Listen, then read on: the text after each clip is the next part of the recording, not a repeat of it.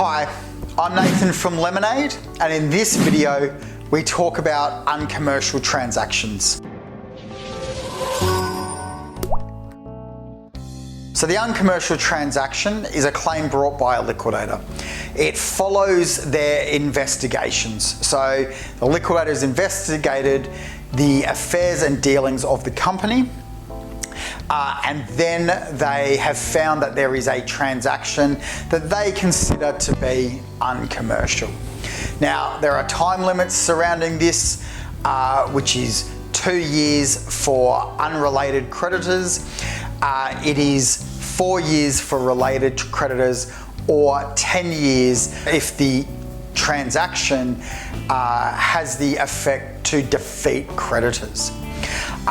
So sometimes this transaction sort of goes hand in hand with phoenixing or even preference claims. So they can have the same hallmarks as well. But essentially, we're looking at a transaction, so generally a sale of an asset to another party, and was that done on commercial grounds?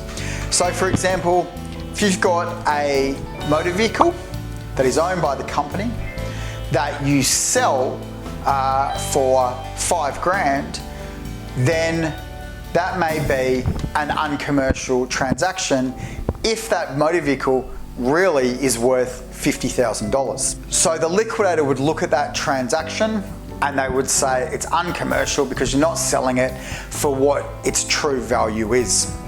So liquidators will look at the reasonable man test. What that means is, would an ordinary person in the situation do what that director has actually done? So a lot of the times you'll find that an uncommercial transaction has been done with a related party, so family members of the director or with friends of the director.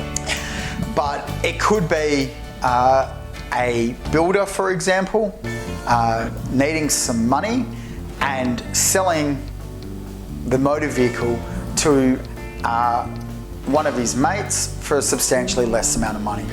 So it doesn't just have to be a motor vehicle, it has to be some sort of an asset to make it a transaction. So it can be the business, it can be intellectual property, it can be anything of a monetary value that can actually be determined.